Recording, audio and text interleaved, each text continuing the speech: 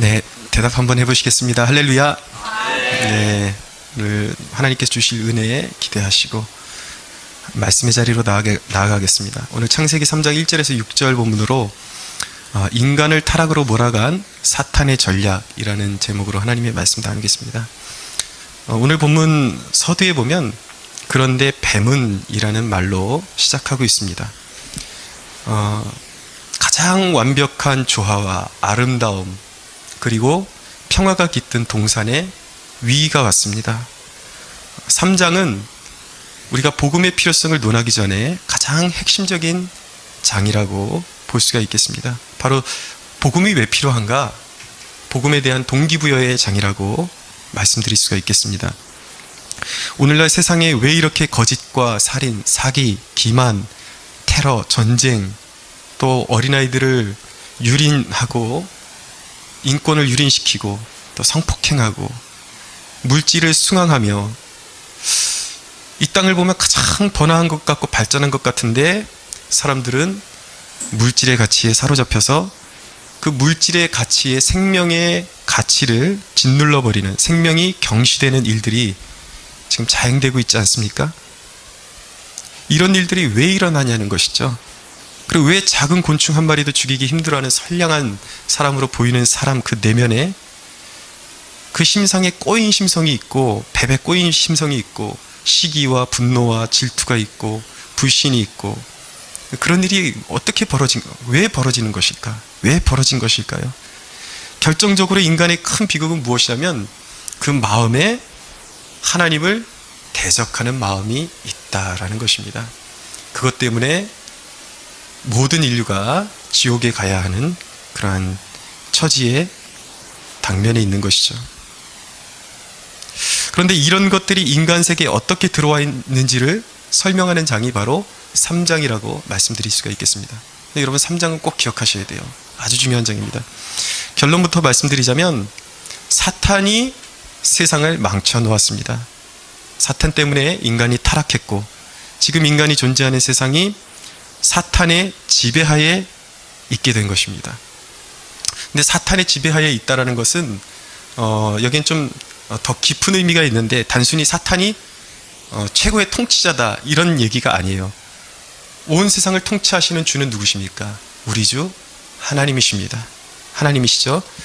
하나님이 통치하시지만 인간이 사탄과 연합함으로 인해서 사탄의 지대한 영향력 아래 인간이 놓여 있다라는 것입니다.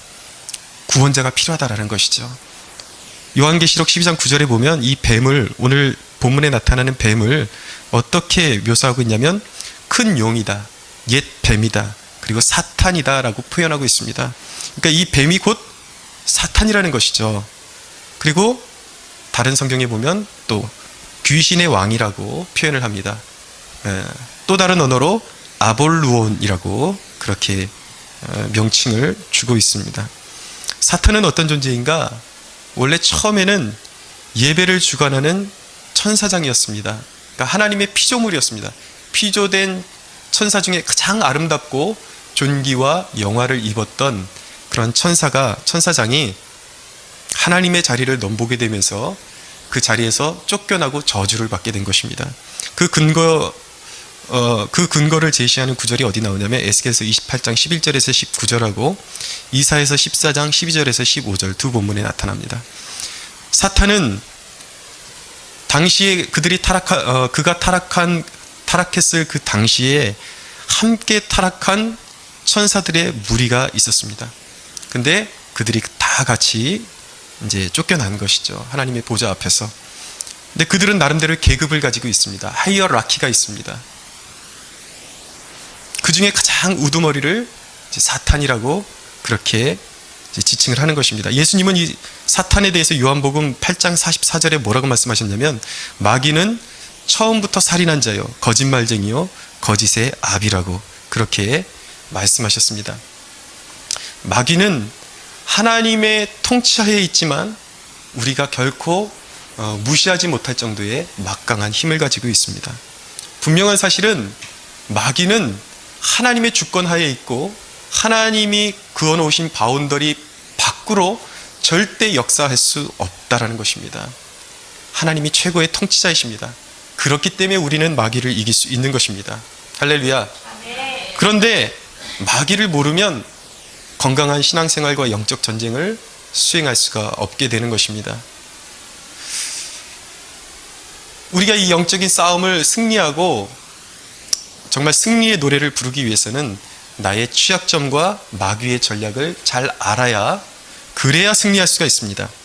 자, 오늘 특히 오늘 본문 1절에서 6절은 인간의 타락의 과정을 묘사하고 있습니다. 사탄이 첫사람을 타락하게 만든 과정을 묘사하고 있는 것입니다. 오늘 이 본문을 구체적으로 우리가 살펴보기를 원하는데, 사탄이 그렇다면 사람을 타락하게 만든 전략이 무엇이냐, 이것을 아는 것이 왜 중요합니까? 오늘날에도 똑같이 사탄이 동일한 방법을 사용해서 성도를 무너뜨리고 있기 때문입니다. 첫째로 사탄이 사람을 무너뜨린 방법은 이간시키는 것이었습니다. 여러분, 사탄의 본성은 아주 간교한 것이었습니다. 1절을 보세요. 그런데 뱀은 여호와 하나님이 지으신 들짐승 중에 가장 간교하니라 라고 말씀하고 있습니다. 간교함이라는 것은 사탄의 성품이에요. 근데 1절 하반절에 보니까 뭐라고 말씀하냐면, 이제 사탄이 여자에게 접근해서 물어보는 것입니다. 뱀이 여자에게 물어 이르되 하나님이 참으로 너희에게 동산 모든 나무의 열매를 먹지 말라 하시더냐 라고 물어보는 것이죠. 여러분, 사탄은 심리전술의 달인이에요. 심리를 교묘하게 이용합니다. 사탄의 목표는 처음부터 사람이 하나님을 비방하는 것이 아니었습니다. 사탄은 자기들이 타락했던 과정을 그대로 밝게 하기를 원했습니다. 그래서 하나님의 권위를 무시하게 하는 것이 그들의, 이 사탄의 목표였습니다. 아주 신중하게 접근하는 것이죠, 여자에게. 신중하게 접근해서 그 여자의 심리를 살짝 이용해서 선악과를 따먹게 하는 것, 그것이 그의 궁극적인 목표였습니다. 첫사람은 죄를 짓지 않았기 때문에 가장 오염되지 않고 또 완전한 상태였지만, 그 또한 피조물이었기 때문에 어딘가 연약함이 있고 한계가 있을 것이라는 그 취약점을 사탄이 노렸던 것입니다. 그래서 사탄이 선택한 방법은 무엇이냐면, 첫째는 여자를 공격 대상으로 정했던 것입니다. 왜 여자를 공격 대상으로 선정을 했을까요? 여러분, 선악과를 먹지 말라는 명령은 언제 주어졌는가? 여자가 만들어지기 전에 아담 혼자 있을 때 하나님께서 아담에게 직접적으로 명령하셨던 계명이었습니다. 여자는 직접 듣지를 못하고 남편에게 들었던 것입니다. 다시 말씀드리면 말씀을 간접적으로 경험했다는 말씀이에요. 여러분, 여기에 중요한 영적인 교훈이 있습니다. 말씀을 마음에 깊이 새기지 않으면, 말씀을 희미하게 듣고 말씀을 누군가가 이야기해줘도 그것을 마음에 새기지 않으면, 설교를 여러분들이 마음에 새기지 않으면 늘 하나님의 말씀에 대한 불확실성 가운데 거할 수밖에 없다라는 것입니다. 그 불확실성, 이게 오늘 이렇게 말이 계속 꼬이네요. 네, 발음이 잘 안 돼요. 이 불확실성, 이것이 바로 우리를 시험에 걸려 넘어지게 하는 주된 요인이 되는 것입니다. 보세요. 나아가서 여자를 공략했습니다. 근데 사탄은 아주 비상합니다. 결코 하나님을 먼저 비방하지 않습니다. 사탄의 그 말을 보면 아주 교묘하게 사람의 심리를 이용하고 있는 것을 볼 수가 있습니다. 보세요. 하반절부터 뱀이 여자에게 물어 이르되 하나님이 참으로 너희 동산 모든 나무의 열매를 먹지 말라 하시더냐 라고 그렇게 묻는 것이죠. 모든 나무를 먹지 말라고 하시더냐? 하나님이 모든 나무를 먹지 말래? 사탄이 묻는 거예요. 어떤 전략이 있는 것입니까? 여기는 하나님을 인색하고 사람을 속박하는 분으로 각인시키는 것입니다. 아주 교묘하게 말을 틀어서 안 좋은 면을 각인시키는 것이죠. 1장 16절에 보세요. 비교해 봤을 때 어떤 차이점이 있나? 여호와 하나님이 그 사람에게 명령하여 이르시되 동산 각종 나무의 열매는 내가 임의로 먹되라고 말씀하고 있어요. 아담에게 하나님께 다 먹어도 좋다고 그렇게 말씀하셨습니다. 임의로 먹고 싶은 거는 이 선악과만 빼놓고 다 먹어도 된다고 말씀하셨어요. 근데 사탄이 살짝 바꾸는 거예요, 말을. 선악과를 먹지 말라 그랬는데 하나님이 모든 것을 먹지 말라고 하시더냐. 하나님을 속박하는 분으로 각인을 시켜주는 것이죠. 사탄이 우리 마음속에 역사하기 시작하면 우리 생각에 이런 질문을 던져줍니다. 하나님이 정말 날 사랑하시긴 하는 걸까? 라는 질문이 생기기 시작하는 것입니다. 목사가 강단에서 헌신을 강조할 때에 누군가가 여러분에게 속삭이는 거예요. 여러분 헌신하십시오. 또 세상에 나아가서도 여러분들이 직장 생활을 하건 공부를 하건 뭐든지 하나님의 영광을 위한 것입니다. 온전한 주의를 바치십시오. 교회 중심의 생활을 사십시오. 라고 말씀드리면 하나님의 능력을 힘입어서 여러분들의 삶을 힘있게 하나님 중심으로 살아가라는 그런 의도잖아요. 그런데 그런 얘기를 할 때 누군가가 여러분들한테 이렇게 질문을 던지는 것입니다. 너네 목사님은 사회생활도 하지 말래? 그렇게 질문을 던지는 것이죠. 듣고 보니까 전혀 목사님에 대해서 서운한 것이 없었는데 듣고 보니까 뭔가 서운한 게 있는 것 같아요. 그래, 맞아. 생각해 보니까 우리 목사님은 우리 사생활을 너무 이해하지 못하시는 것 같아. 목사님하고 관계가 좋았는데 어느 순간 이간하는 어떤 이 악의 무리의 질문을 듣고서 보니까 정말 우리 목사님 좀 인색하고 사회생활을 도대체 이해를 못하시는 분 같아. 지난주에 예배에 늦었다고 나 혼내는 거 보니까 이 양반은 진짜 말이 안 통하는 분 같아. 그렇게 되는 것이죠. 여러분, 그렇게 질문하는 사람이 있으면 사탄인 줄로 믿으시기 바랍니다. 여러분, 그런데 하와의 반응을 보세요. 2절 보세요. 어떻게 반응하는가? 같이 읽겠습니다. 시작. 여자가 뱀에게 말하되 동산나무의 열매를 우리가 먹을 수 있으나. 이 여인의, 이 여자의 말을 가만히 묵상해 보십시오. 하나님이 전체를 주셨는데, 넘치도록 주셨는데 동산나무의 열매를 우리가 먹을 수 있지만 그러면서 말끝을 야릇하게 흐리고 있습니다. 뭔가 서운한 게 있는 거예요. 아까 읽었던 1장 16절에 허락하신 하나님의 풍성한 은혜는 잊혀져 가고 있는 것입니다. 하나님이 허락하신 다른 것들은 안중에 없는 거예요. 뭔가가 서운한 것입니다. 사탄이 주고자 한 속박의 이미지가 어느 정도 이제 먹혀 들어가고 있는 것입니다. 여기까지는 죄가 아니에요. 죄가 아니지만 마음의 심리 상태가 어느 정도 기울어지고 있다는 것이죠. 여러분, 우리 신앙의 비극은 무엇입니까? 하나님을 향한 신뢰를 소멸해 가는 것이 신앙의 비극의 출발점인 것입니다. 내 마음 가운데 하나님에 대한 서운함이 들어오기 시작할 때에 여러분, 우리 영혼의 의심은 하나님이 주시는 영적인 자양분을 흡수하지 못하게 만들어 버리는 것입니다. 하나님은 우리 영혼에 가장 유익한 것들을 주기를 원하십니다. 할렐루야. 가장 좋은 것들을 예비하고 계세요. 하나님이 허락하시지 않는 것은 우리의 영혼에, 그리고 우리의 궁극적인 하나님께서 우리의 삶 가운데 계획하신 길에 맞지 않기 때문에 주시지 않는 것입니다. 근데 사람들은 하나님이 주신 그 모든 것들을 바라보지 않습니다. 하나님이 금지하신 그 한 가지를 바라보시는 거예요. 대학에 떨어지면 하나님께서 허락하신 전체를 보지 못하고 대학에 떨어진 것 그 한 가지만 보고 하나님은 나에게 모든 것을 빼앗아 가신 분이야 라고 말씀하시는 것이죠.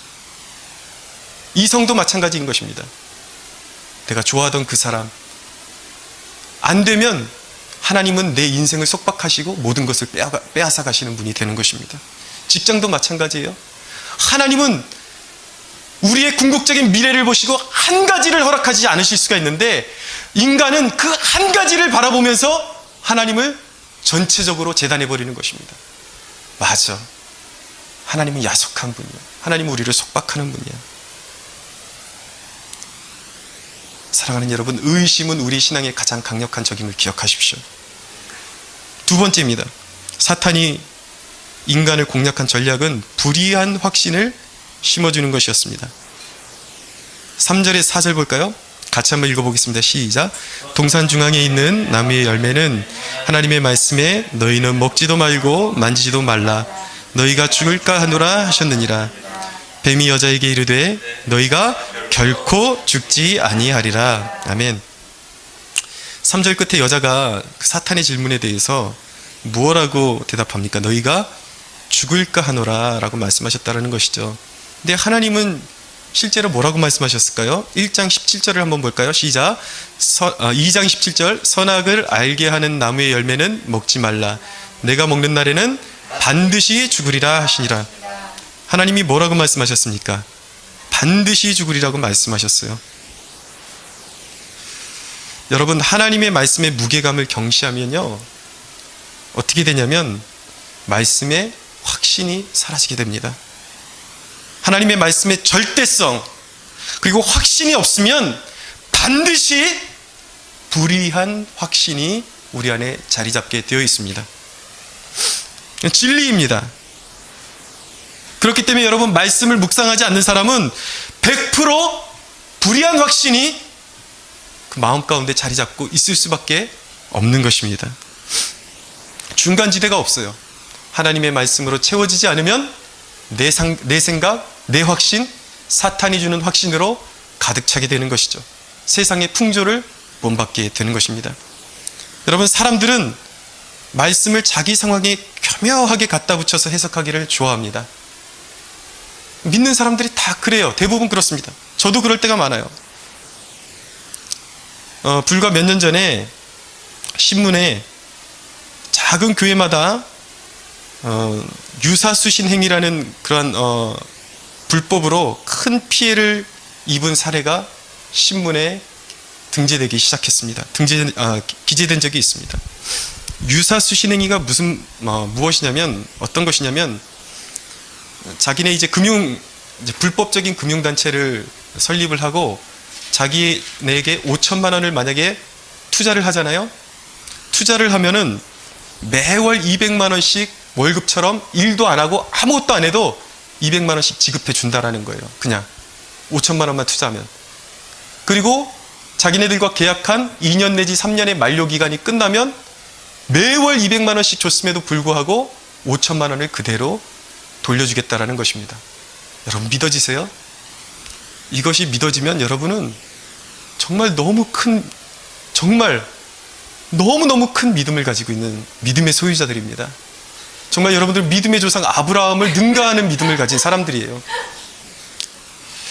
여러분, 그런데 당시에 교회 전도사라는 사람들이 이 어둠의 세력들과 손잡고 속한 그 작은 교회 목사들과 성도들 할 것 없이 다 끌어들여가지고 이 유사수신행위를 하는 단체에 다 끌어들인 거예요. 왜냐하면 상황이 어려운 곳을 이용하는 거죠. 작은 교회들이 재정적으로 딸리니까, 그리고 나오는 성도들이 다 이제 형편이 어려우니까 끌어들이는 거예요. 이것만큼 좋은 사업이 어딨냐. 이 회사도 우리가 키워줄 수 있고 매달 200만 원씩 받고 원금도 돌려줄 것이다. 근데 이 전도사들도 사실은 지각이 없어서 자기도 속은 거예요. 결국 끌어들여서 자기도 망하고 끌어들인 목사도 망하고 성도들도 같이 망하게 된 것이죠. 여러분, 그런 사업이 어디 있겠습니까, 세상에. 그런 것을 하면서 목회자들이 성경 구절까지 갖다 붙이면서 스스로의 당위성을 주장했단 말이에요. 사도 바울도 자기의 일을 하지 않았냐. 이게 어떻게 그 말씀을 끌어다 붙일 수 있는 상황입니까? 여러분, 생각해 보십시오. 날로 먹는 것이 성경적입니까? 사도 바울은 땀 흘려서 일했습니다. 어떻게 날로 먹는 것이 성경적입니까? 이건 하나님이 미워하시는 짓이에요. 여러분, 이것을 통해서 볼 수 있는 사실은 무엇이냐면, 믿는 사람들이 얼마나 탐욕적이고 육적인가라는 것을 볼 수 있는 사례가 되는 것입니다. 남의 이야기가 아닌 것입니다, 여러분.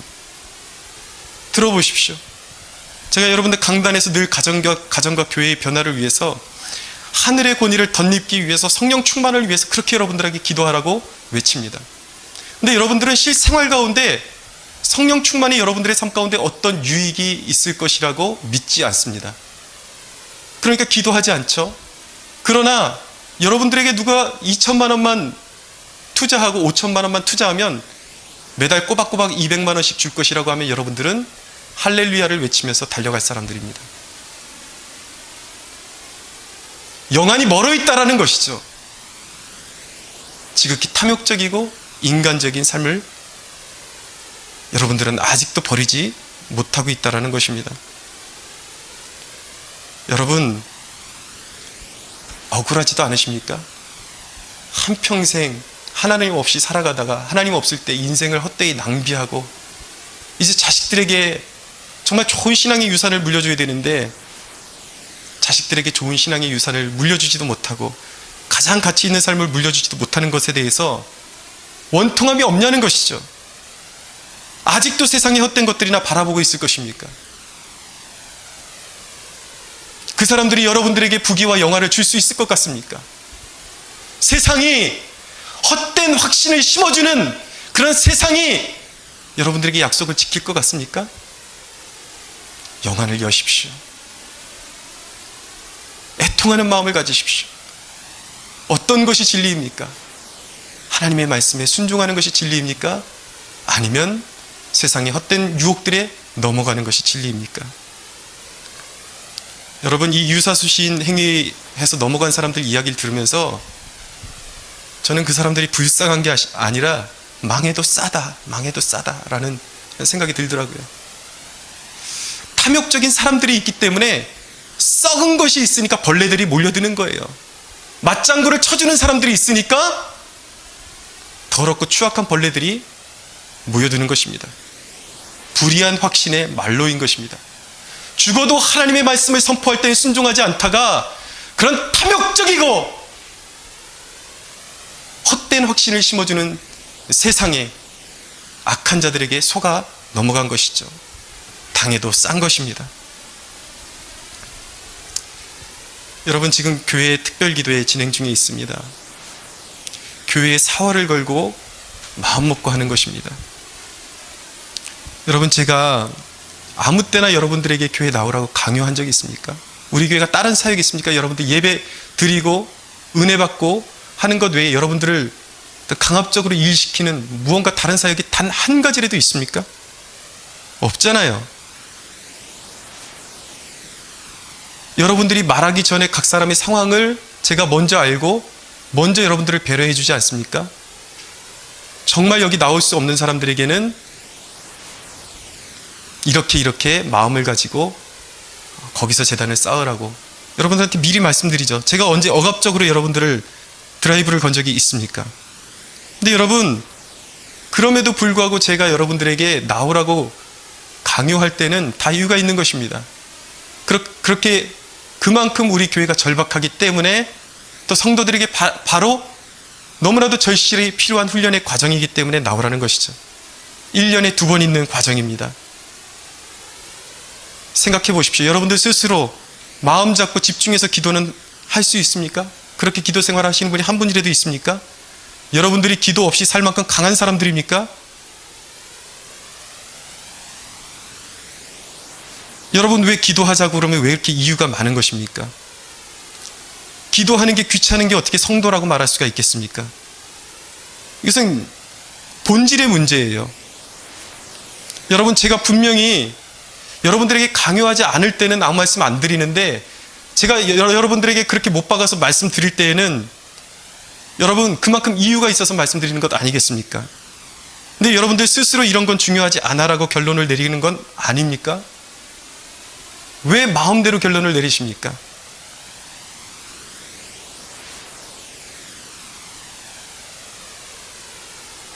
예배 하나도 제 시간에 못 오세요? 왜 예배가 시작되고 나서 한창 있다가 헌금 봉투를 주물럭주물럭 하면서 거기다가 돈을 넣고 있습니까? 이미 예배가 시작되기 전에 최소한 10분 전에는 다 마무리되어 있어야죠. 왜 그렇게 하나님 앞에 정성스럽지를 못합니까? 왜 그렇게 하나님 앞에 여러분들의 삶을 기본적인 것도 드리지를 못하는 것입니까? 여러분이 주님의 피 흘리심을 기억하는 성도라면 교회의 고통에 동참하는 것이 옳은 것입니다. 로마서 8장 7절은 말씀합니다. 육신의 생각은 하나님과 원수가 되나니 이는 하나님의 법에 굴복하지 아니할 뿐 아니라 할 수도 없음이라 라고 말씀하고 있어요. 오늘날 성도들의 문제는 무엇입니까? 말씀과 내 생각의 혼재 속에서 결국 내 확신을 택한다는 것에 있는 것입니다. 여러분, 육신의 생각은 사탄과 연합을 이루는 것입니다.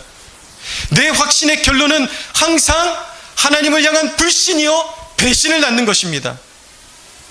여러분, 이것이 다 말씀에 대한 부주의가 낳은 결과인 것입니다. 인간의 타락, 최초의 타락, 인간이 겪고 있는 이 모든 불행의 원인이 어디서 온 것입니까? 인간의 부주의에서 온 것입니다. 불의한 확신을, 하나님께서 말씀하시는 것에 대해서는 그 말씀을 확고하게 붙잡아야 되는데 내 스스로가 하나님의 말씀을 해석하고 내 편리한 대로 나의 확신을 가지고 있기 때문에 번번이 무너지고 마는 것이죠. 사랑하는 여러분, 우리 하나님의 말씀을 주의해서 듣고 묵상하며 숙고하고 말씀의 원리를 삶의 절대적 기준으로 삼아야 할 줄로 믿습니다.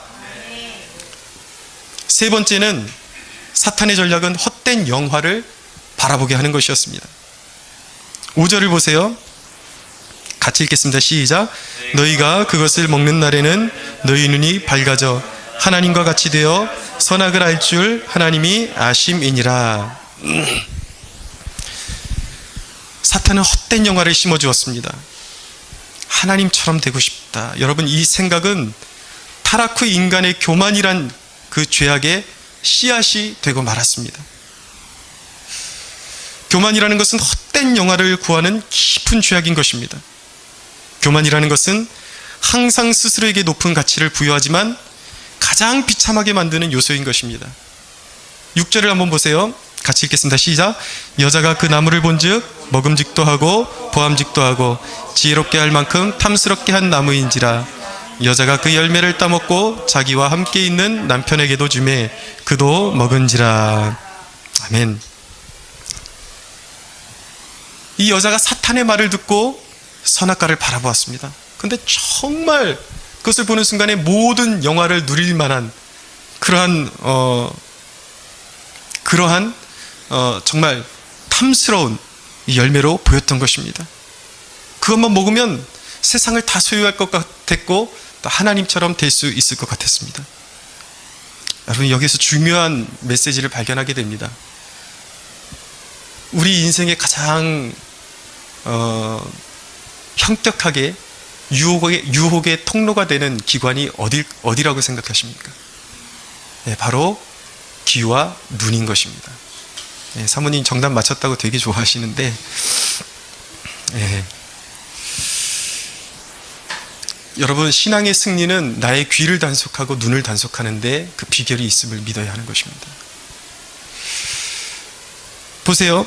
여자가 그 나무를 본즉 먹음직하고 보암직하고 지혜롭게 할 만큼 탐스럽기도 하다고 말씀하고 있습니다. 식욕, 소유욕, 그리고 지식욕을 가지고 있었다는 것이죠. 그런데 여러분, 원래 이 세 가지 욕구는 하나님의 선물입니다. 그 자체로는 나쁜 것이 아니었습니다. 하지만 하나님의 뜻을 벗어나는 것을 추구하는 것, 그것을 우리는 뭐라 그러냐면 바로 안목의 정욕이라고 부르는 것입니다. 요한일서 2장 16절에 이렇게 말씀합니다. 이는 세상에 있는 모든 것이 육신의 정욕과 안목의 정욕과 이생의 자랑이니 다 아버지께로부터 온 것이 아니요 세상으로부터 온 것이라 라고 말씀하고 있어요. 타락한 인간의 특징이 무엇입니까? 비뚤어진 욕망을 가지고 있다는 거예요. 이 땅에 태어나는 모든 인간이 본성이 망가졌습니다. 비뚤어진 욕망을 가지고 있습니다. 그래서 눈에 보이는 대로 택하고 결정하는 것을 선호합니다. 여러분, 그런데 눈에 보이는 대로 좋은 것을 취하는 것은 결코 만족함이 없습니다. 눈에 보이는 대로 무언가를 취하면 저거 정말 좋아 보인다. 저것만 얻으면 내가 가장 행복해질 수 있을 것 같다. 인간적인 생각을 가지고 그런 헛된 영화를 바라보면서 그것을 취하면 결국 허망한 것입니다. 그래서 인간의 그 욕망으로, 정욕으로 무언가를 취한 것은 만족함이 없기 때문에 더 강한 것을 자꾸 추구하게 되는 거예요. 그래서 만족함이 없어요. 점점 강도를 높이지만 결국은 만족함이 없고 인생이 완전히 파산되게 되는 것입니다. 멸망의 길로 가게 되는 것이죠. 사랑하는 여러분, 오직 예수 그리스도 안에만 만족이 있음을 믿으십시오. 예수는 생명의 떡이십니다. 헛된 영화를 구하지 마십시오. 여러분, 하나님이 먹지 말라고 하는 것, 그것은 안 먹고 안 하는 게 참 행복의 기름을 믿으시기 바랍니다. 여러분이 하고 싶은 대로 해서 좋은 결과 본 적 있습니까 혹시? 여러분들이 충동적으로 하고 눈에 보이는 대로 했을 때에 좋은 결과가 나온 적이 있습니까? 여러분, 이시온 선교사님이라고 계십니다. 지금 아프간 선교사님으로 계신데, 이분이 선교사가 되기까지의 그 과정을 간증을 해 놓으신 그런 책이 있습니다. 근데 그분은 원래 축구 선수가 되는 것이 꿈이었습니다. 근데 가정이 굉장히 어려웠어요. 아버님이 바람나서 집에도 안 들어오고 늘 자녀들에게 상처만 주고 술고래였고 그런 망가진 가정에서 자라오셨어요. 축구가 그의 인생의 유일한 꿈이었고 축구를 업으로 삼고 싶은 그런 강한 그런 비전을 가지고 있었습니다. 축구는 해야겠고 가정은 굉장히 어렵고 자기가 이제 군대를 가버리면 가정도 어렵고 축구도 이제 그만둬야 되는 그런 어려운 상황 가운데 이제 당면하게 된 것입니다. 군대 문제가 걸린 거예요. 내가 군대에 가버리면 이 집도 지금도 어려운데 누가 이 가정을 돌볼 수 있을까? 여러 가지 이제 어려움이 겹친 것이죠. 그래서 이분이 어떤 결정을 내리게 되냐면 손가락 2개를 절단하면 군대에 가지 않아도 된다라는 그런 이제 제도를 듣고서 손가락 2개를 절단하기로 마음을 먹었습니다. 그래서 친한 친구가 일하는 공장에 가서 친구에게 부탁을 한 것이죠. 내 손가락 2개만 이제 기계에다 넣고 잘라달라 부탁을 한 것이죠. 근데 이 친구가 거절을 했는데 워낙 사정이 딱하니까 어떻게 거절을 할 수가 없어서 허락을 한 거예요. 그래서 손가락을 기계를 켜고 손가락을 밀어 넣었습니다. 그런데 이게 웬일입니까? 그 순간 정전이 되어버렸습니다.